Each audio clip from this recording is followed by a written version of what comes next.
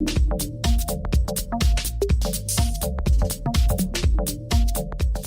I'm Bri. Welcome to the Aloe Yoga Studio at the flagship store in Beverly Hills. We're going to do a quick Hollowback tutorial for advanced practitioners.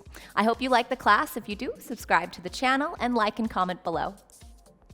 In this advanced tutorial for the Hollowback, I'm going to give you some warm-ups that are quite important to getting into the Hollowback, and then show you some tools that I used to get into this pose. So first, let's start on our forearms. Elbows underneath the shoulders, okay?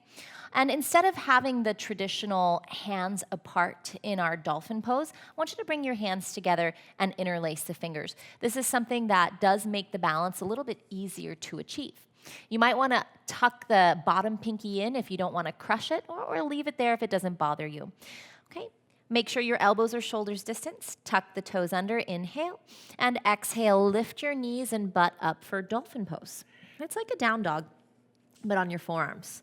Now, if you're feeling really tight, especially in the backs of the legs, put a little bend in your knees. Let's focus on our arms first.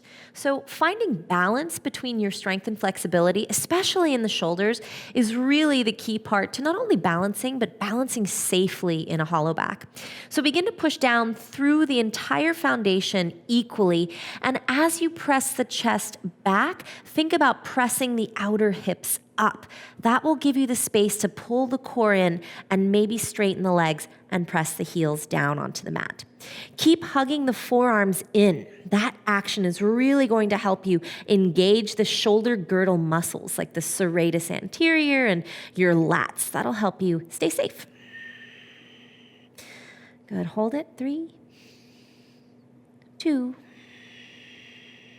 and 1. Put your knees down. Sit down, send your legs out in front of you, and lie down onto your backs. So another important part to learning how to balance and possibly even fall out of hollow back is knowing your fallout position. The fallout position is basically Dvipada Viparita Dandasana, which is like a wheel pose, but on your forearms. So first we'll do wheel. Feet, hips distance, knees and feet stay straight. Plant your hands next to your head. Fingertips turn out slightly.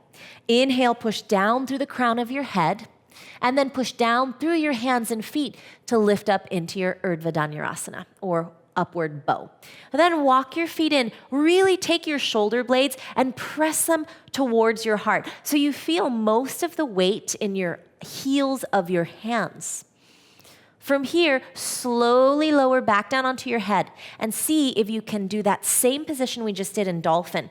Lower down to the forearms, interlace the fingers behind your head, and then push down through the forearms and elbows to lift your head up and press your chest back. So if you can do this pose, no problem. You're doing it right here with me right now. Your head's off the ground, your chest is pressing back, your low back is not hurting, then you know that this is a position that you're gonna fall out of, right? You could even kick right back over and land onto your forearms. If you're not ready for that, don't worry. Just lie down onto your back, sit yourself back up. So again, Dvipada Viparita Dandasana, very important because that's what you're falling out into or transitioning from your hollow back into.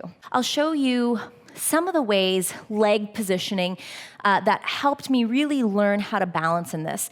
You'll want to be able to balance pretty comfortably in Pincha Mayurasana or forearm balance, okay? First step, make sure that your forearm balance is pretty solid. Interlace the fingers, press the palms together. You're on your forearms, lift your butt up. The entry is dolphin. Walk your feet in. Here's one of the little tricks that really helped me. I'm gonna place my forehead down onto my thumbs, just lightly like a little kickstand.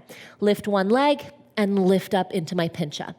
Now, the key here is to drop your gaze and bring it through. You can bend your knees in a pike position. This is really helpful. Or you can split your legs into a Hanuman position. That's what I'm gonna do, okay? Once I split my legs, I'm gonna lift my head up, and slowly, as I bring my head through my arms, I'm reaching the leg overhead away.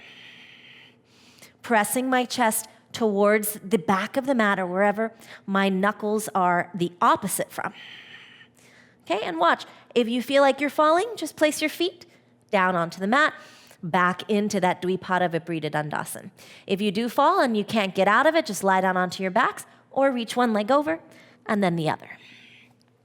So the Hollowback, especially balancing in the center of the room, is really about a counterbalance. As you find Pincha, you reach your legs one way and the chest the other, okay? Last time, I'll show you one more time, and even give you some things you can work on. Forehead down on the thumbs, lift one leg up and then the other.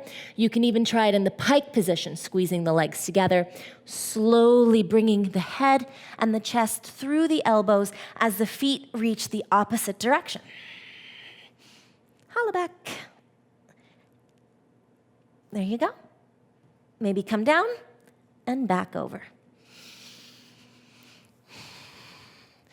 Hopefully you have some fun, remembering that it's practice, not perfection. This pose took me at least half a year to really feel comfortable in. So give yourself the time, put in the time, and dedicate yourself to the practice, and you'll get there.